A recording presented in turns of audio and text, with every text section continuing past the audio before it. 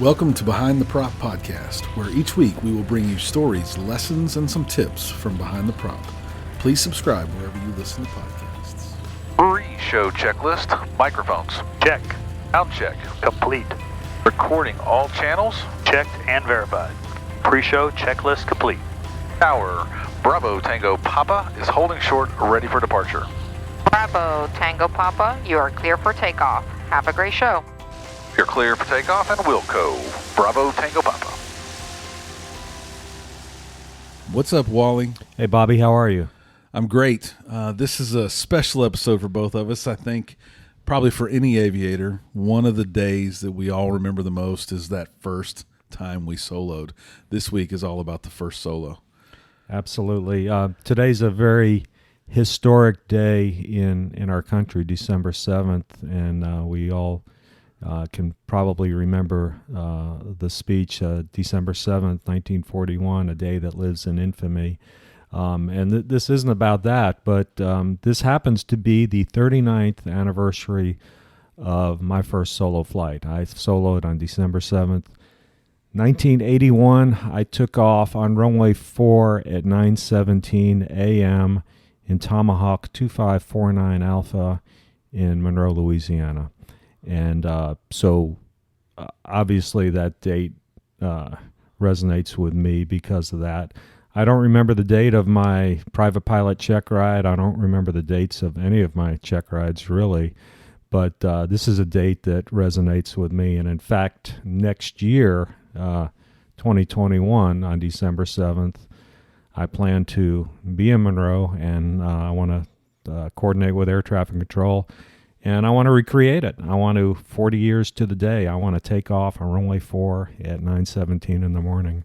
And just something I want to do for me. So that'll be a year from now. That'll be awesome. And if which I know we will be doing the show at that point, we will probably be live on the runway while Wally does that on Facebook or something, and let everybody watch Wally recreate that with live audio of his 40-year anniversary. My first solo was July 12th, 2015, and not quite 40 years ago, but I remember that day vividly. I remember telling my instructor for probably a week or so that I'm not ready and you're not going to get out of this aircraft. He kept talking about, we're getting close. And I knew I could land the plane, but I just didn't feel like, I didn't have the confidence. Like, what if, or it was probably what was going through my mind. I'm a little bit of a worst case scenario guy sometimes. So I actually flew over to Brenham with my instructor. We ate lunch with my dad, who lives in Brenham. Normal, great, beautiful day at the Brenham Airport and the Brenham Diner there. And we miss you, Brenham Diner. And flying back, he's like, today's the day. We're going to get back, and I'm going to get out of the plane. And I'll never forget that, 25-minute flight in a 172 from Brenham. I was like, oh, my hands were sweating. I was getting nervous. I kind of wish he would have told me after we were on the ground. But we talked through it. We got back to the pattern. We flew the 3 laps with him in the aircraft with me, and I'll never forget. We kind of pulled up to the triangle. He got out and walked away, and here it was go time. And I have that video on YouTube. I'll put it in the show notes and make sure you guys can watch it. It was a big day. I'll never forget. I've probably never talked more than I talked in that cockpit that day, and any other flight to date. It was every airspeed, everything I was doing with my hands, every turn. I was definitely in go mode for sure. I was the same way. I do remember talking to myself. Again, mine was a long time ago. It was before everybody had cameras or phones in their pocket, and obviously before social media and all that stuff. So mine was a little bit lower key. There wasn't all the fanfare behind it. I remember that day. I don't remember the day of the week, but it was either a Monday, a Wednesday, or a Friday, and I know that because at 10 o'clock that day, I had an aerodynamics class, Aviation 301, aerodynamics, and I had a 8:30 or an 8 o'clock flight with my instructor, and he did not allude to me at all that I might solo this day.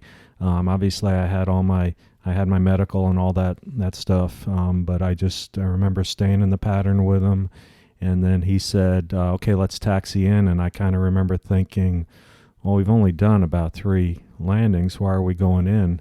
And he said, "Keep the engine running, and go do 2 touch and goes and on a full stop." And I don't think I had enough time to get nervous. I just remember getting out to the end of the runway and taking off, and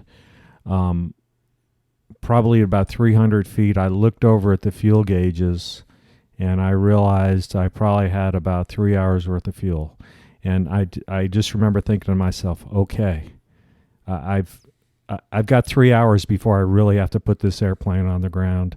Worst case scenario, and of course I stayed in the pattern and did the touch and goes. I do remember air traffic control at Monroe's a controlled airport, class Delta, and I do remember them giving me right hand patterns, and I'm not sure I had ever done that, quite honestly. And I just remember thinking, oh, wow. Well, I just turned right instead of turning left. And obviously, it worked out just fine. And I came back in, and I got out of the airplane, and nobody was there to meet me. I went into the flight school, and I paid my bill, and I drove to school, and I went to aerodynamics class. There was no big fanfare. When I became an instructor, we did a little bit more fanfare. We did some of the traditions that we're going to talk about here in a little while, the cutting of the shirt tail and all that kind of stuff. But I think about that day a lot. It was just one of the a very proud day for me, and it's obviously a very proud day for any student pilot to solo the first time. Yeah, I looked it up on the internet. That was a Monday, and the other big thing that happened that day was Spain became a member of NATO. So you'll probably never forget that either. Okay. So yeah, we've probably all had different experiences, whether we knew and maybe as a flight school owner, I see people that come in, they think the day's the day, and maybe the winds prevent it, maybe the ceilings prevent it. Maybe the first 3 laps don't go as good as they thought it was going to go, and that prevents it on that given day. I've seen the emotions of those days, and I've seen emotions of the successful flights as well. So I'm sure we've all been around varying degrees of excitement and heartbreak as it relates to the solo day, but it's supposed to be an exciting day. It is, of all things aviation, well, I'd say maybe all things in life. There's only a few things that we do one time for the first time, that is that monumental, right? And right. Everyone, much like you said, we all take check rides. We probably don't all know those dates, but we probably all remember that solo day very significantly. That may be the day we got a noise canceling headset for the first time. Something is big like that, but. My day was hot, man. I remember how hot it was. July 12th in Houston, Texas at sea level it's a hot, humid day. We do have a 7,000 foot runway here, so there was no concerns for me, but I remember how hot it was. I remember I was counting down. There's number one crosswind, number 1 downwind, number 1 base, number 2 crosswind, one to go. I just remember, not that I wanted it to be over, but I wanted the accomplishment to happen, right? We talked a little bit about it. If you follow any of our social media pages for Behind the Prop, there is a banner image on LinkedIn, Facebook, Twitter, all of our feeds. And that banner image is a picture of a Cessna, kind of early evening. I mean, it's definitely still daylight. Sun's behind some clouds there. But that picture of that Cessna is me on my 3rd supervised solo, and that's my 3rd lap. And it to me, it's a distinguishing picture that says that's kind of the last time I had to be supervised. I had my solo ticket pretty much after that. I had my ability to fly cross countries with endorsements, but that instructor and I had done enough work to where I was able to really fly alone. Yeah. Of course, I had a lot of work to do, and I've come a long way since that day and learned a lot about aviation. But that picture on the banner of our social media feeds is my third supervised solo, and was probably a pretty important day, but it wasn't like the first time, right? And I think I go back to that first time. Before we start recording today, we talked about how many people do we think this year got their first time in. At this flight school, we do a lot of cool things. Wally talked about shirt tails. We'll talk about that next. But we give away a T-shirt for every student that does their first solo. And that T-shirt says Solo Day on it. It's got our logo. And on the back, it's got the cutout for the shirt tails. I think at the beginning of the year, I bought 250 of those shirts. And it's time to order some more. So I'm going to guess hundreds of first solos have happened at this flight school this year. You brought up, man, how cool would it be to know how many people soloed in all of our aircraft over the 33 years we've been in business? Wow, that would be a pretty cool stat. Yeah. And these planes have been around for a long time. Some of our planes have moved on to other places, but if you don't know where your aircraft is you soloed in, look in your logbook, find that tail number. A quick search on Google will probably bring up FlightAware and that tail number, and you'll be able to see where it was. I looked mine up before this podcast, and it was flying last week in Phoenix, Arizona. So it's moved on to a drier, higher, hotter climate probably. But if you don't know where your aircraft is or you're interested, go out there and look for the tail number on FlightAware. I'm sure you can find that aircraft somewhere in the world. So let's talk shirt tails. You said yours didn't get cut. No. Mine didn't get cut. I'd heard about it, not regularly around the school at the time, but I think I wore a shirt just in case that if it did get cut, I wasn't going to lose a good shirt, right? Yeah. And that's why we give one away so that people don't cut their good shirts. You'd hate to wear a Tommy Bahama that day and have to cut that off, or maybe a brand new Columbia shirt. That might be bad. But we give that T-shirt away, and we want that as a keepsake. Do you know where that comes from, Wally? Well, I just heard that it was the term was clipping of the tail feathers. I've heard that. I've heard a lot of variations of where that comes from, but I looked it up in Wikipedia years ago when someone was asking, why are y'all doing this? And Wikipedia, maybe not the best source in the world, but a good source, says that back in the early days when you would fly in a plane, you would be student in the front, instructor in the back, so more down the fuselage, not side by side, and that the instructor would pull your shirt tails to turn right. You'd pull the right side, turn left, and no intercoms, no radios. You're screaming at each other. And the Wikipedia says that that's why you cut the shirt tails. So once you've soloed, you don't need your shirt tails anymore because your instructor doesn't have to guide where you're going to turn or go, which I think is interesting. So somewhere between cutting your tail feathers and no longer needing your instructor in the back seat is why those shirt tails are cut. And it's a big deal. We cut that piece off, and we encourage instructors and students to write the date and tell whatever story they want to tell or whatever's on their mind. And we had an instructor probably within the last 6 months who I would advise all of you not to take that shirt tail and put it on the fuselage as you wrote your messaging.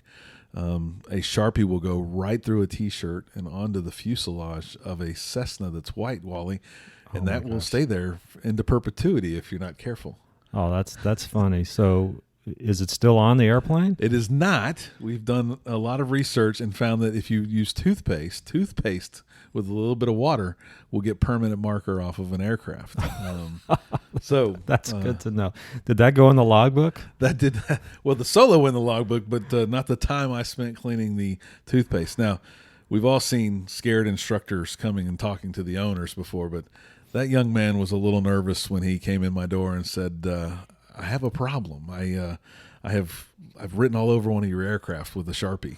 No, that's completely funny. Incidental, but it was a funny story that day for sure. That's funny. I know when I became a CFI and started soloing students, I wanted to make a bigger deal out of it than my instructor did.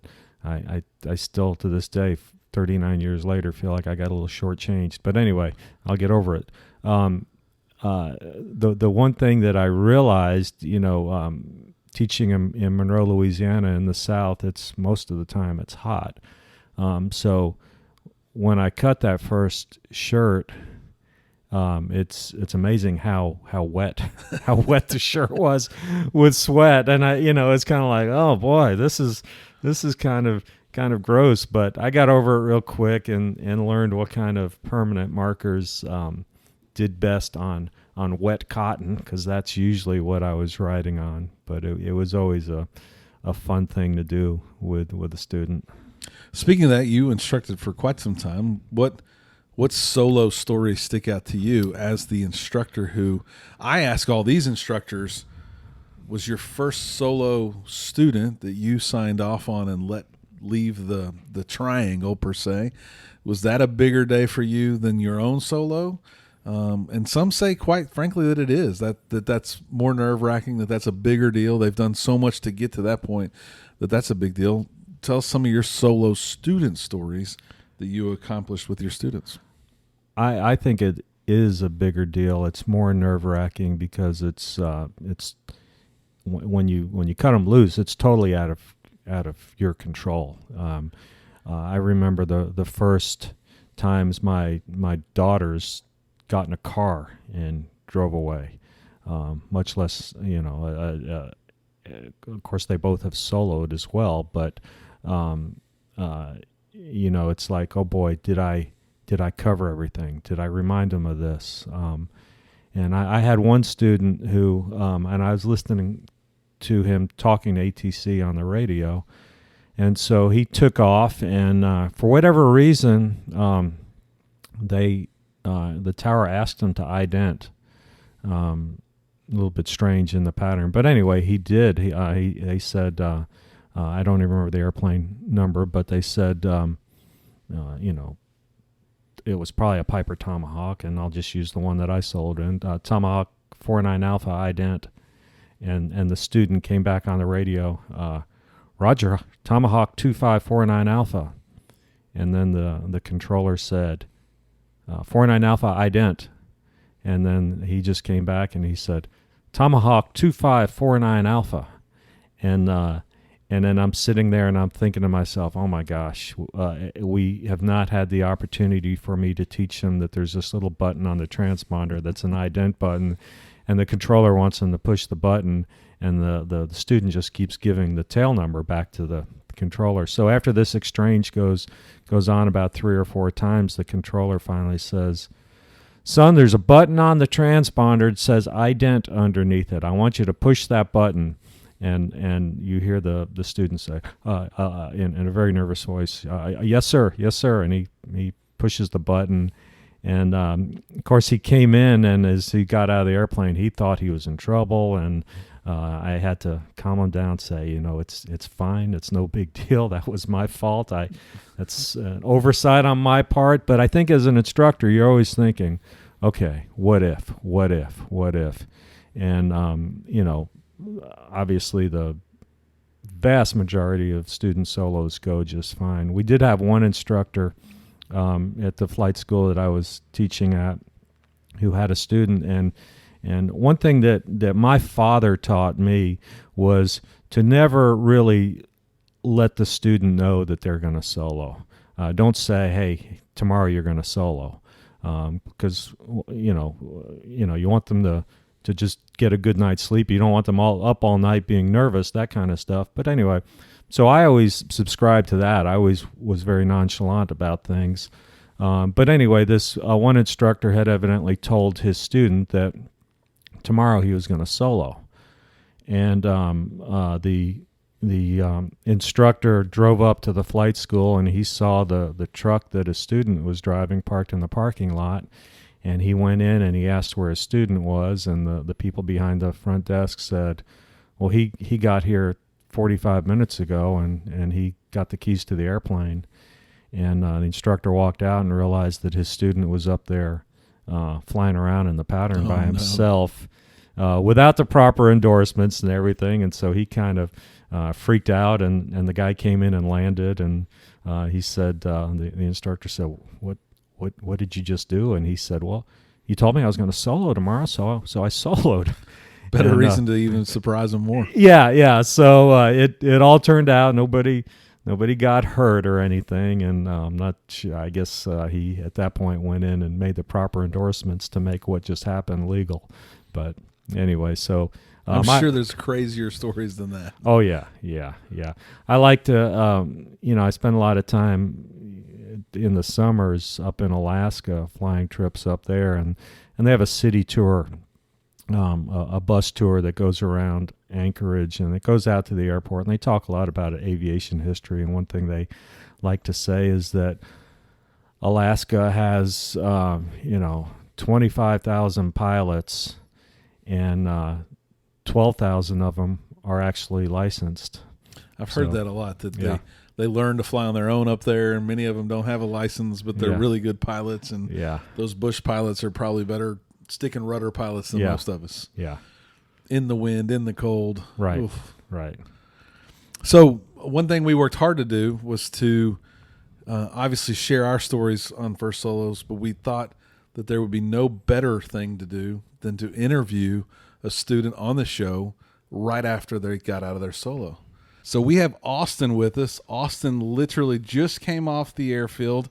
We're here at Hooks Airport, and Austin just did his first supervised solo.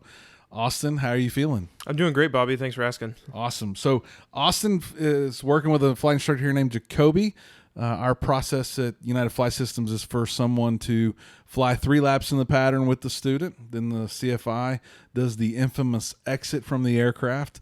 And then the student pilot gets in, closes the door, buckles everything up, and then goes off for their supervised solo. So tell me a little bit about the thoughts that you were having this morning when you got up. You guys obviously had this planned. You knew today was going to be your solo day, hopefully, right? Yeah.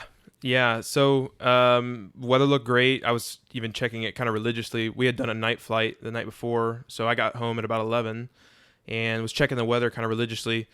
Everything looked good, and then the morning when I woke up, everything looked great, wind's calm, and I was thinking, not a better day. Just couldn't be a better day for it. So what was the last METAR or the ATIS? What was the weather just a few minutes ago? Yeah, so when we actually ended up going out, it was ended up being like 310 or 320 at 5 or 6 or 4 or 5. So it ended up just being just a little bit of a crosswind, which made things interesting. That's good. Keeps you awake in a sense. Yep. That early in the morning. You do 3 laps with Jacoby. You guys are probably talking, and he's saying, "Great job." What was building as you did the first one, and you probably greased it, and you second one? So I hadn't flown in about 18 or 19 days before that solo flight. So my first landing was a little rough, and I could hear him without him saying it, thinking, "You can do better than that." So the next lap, I kept hearing him say, "Watch your airspeed. What speed should you be at? What speed should you be at?"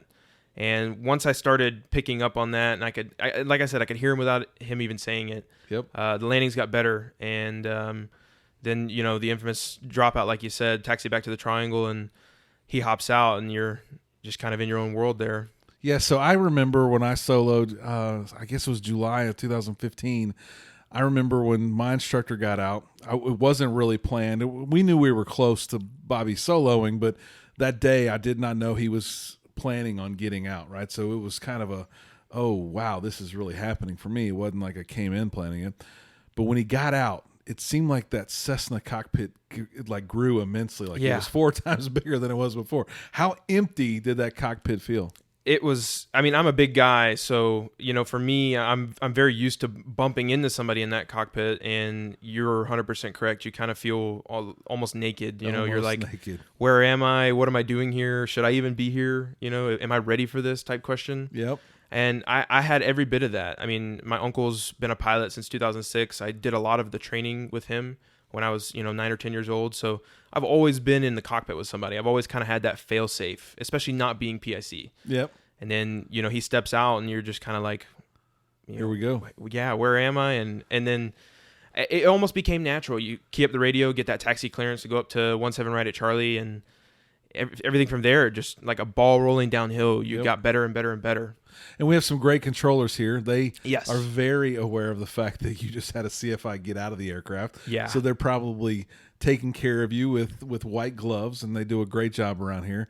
But you get to Charlie, and you're holding short for that first time. The other thing that I remember kind of at that moment was there's no one to ask a question to. Jacoby has a radio in his hand, but you're probably not going to ask him a question on the radio. No. And I think I became a better pilot because of that, almost instantaneously. Yeah, and I can agree with that. There was at least one situation where I thought I would ask him for this, but then I said, you know what? It's sink or swim. You need to make those decisions on your own. He's not going to be there to hold your hand forever. And the other radio work, the being there listening for my tail number, I knew that he wasn't going to be there to pick up if I missed the radio call, so I'm just listening much better than I was before, I think. But I did a lot of talking to myself. Did you talk to yourself in the plane? Yeah, I definitely did in that very beginning, and then that first takeoff came, and we had a negative 1800 DA, so climbing was already awesome. But when you're removing 200 pounds from the plane, I had no idea it was going to climb as hard as it did. I kind of froze up for a second once it was getting to about traffic pattern altitude, and I remembered I need to be doing something. I need to be talking to myself. I need to just be saying what I'm doing. And as soon as I thought about that, it was just like you said, nonstop talking, just making sure if there was somebody in that passenger seat, they're not getting a word in edgewise. Yep. And I remember, I think it was probably my third lap. I took off and I was like, I'm almost done. I got to do one more. And the feeling of accomplishment, like this isn't learning how to play badminton or something, right? We all have a little bit of fear of the unknown. We all have a lot of work to do. There's a lot to learn about flying an airplane. What were you feeling when you were wrapping up your third lap? I mean, this has to be a big accomplishment. Yeah, I was honestly, my biggest thought going through my head was, I want to grease this landing and say to myself, like, I finally had one of the best landings possible. And I don't think I had the best landing I possibly could have made of myself yet, but it was to the date one of the best I've had, and that felt even better. That compounded on top of the awesome accomplishment. So today's the day. You're now a solo pilot in command pilot. That's a big accomplishment. Hopefully you'll solo many more times and get all of your work out of the way, and then you'll be ready for a check ride. Who do you think you'll use for your check ride? Do you have any ideas? No, I honestly don't. Me personally as a person, I tend to think about things only a couple days ahead. So me and Jacoby have just been discussing, what's the shortest next steps as far as getting the cross country done and all that. And when it comes to the check ride, I'm just going to tell him, whoever you think, I trust you immensely. Perfect. I'm kind of picking on you a little bit since my podcast partner here, Wally, might be available for you. Austin, I appreciate you joining the show, and I appreciate you being a student at United Flight Systems. Yeah, Thanks. no problem at all. And if I could, I'd like to say a huge shout out to you guys first and foremost, letting us do this. You don't have to. And second thing, Jacoby has been quite possibly the best thing I could have ever asked for. Awesome. As far as personality types, he gels very well with me, and he's an incredibly nice guy. So, well, if you're listening to this podcast and you want to fly with Jacoby sometime, check out our website, unitedflight.com/crew, and read more about Jacoby. We look forward to seeing you at the flight school, and Austin, we look forward to seeing you back at the flight school very soon. Thanks, Bobby, and you have a great day. Wally, that's so fun to hear how much fun and excitement is in that person's voice right when they get out of that plane. It might have been 40 years ago for you, but I'm sure you can resonate with how exciting that must be to do that first solo for that young man. Definitely. It's, as an examiner, I tell a lot of my applicants that it's my honor. It's a privilege to get to be a part of a real important date for them, earning a certificate, whether private, commercial, or whatever. For me to get to witness it is just very, very heartwarming for me. It's just a privilege to be able to be a part of that. And being at a flight school, every day like you are, just to be able to see somebody walk in from the first solo has got to be just got to make you feel pretty good. It's awesome. I love to see it happen. I love to see the pictures. I love to post the pictures.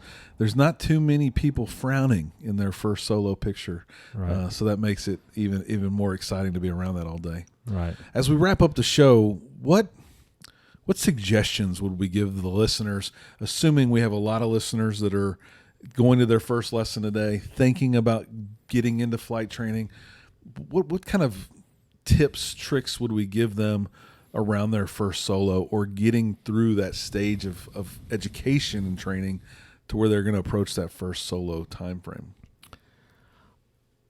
Back when I soloed, I was in a college situation and lots of 18, 19-year-old, at the time, mostly males. There were a couple of females, and fortunately, the scale is tilting to where it's more even. But back in the day, at least where I was, there was a lot of competition, and it was like, well, I soloed in this many hours. Well, I soloed in this many hours. Of course, you wanted to solo in the least number of hours, and it was a badge of honor. And I will tell you,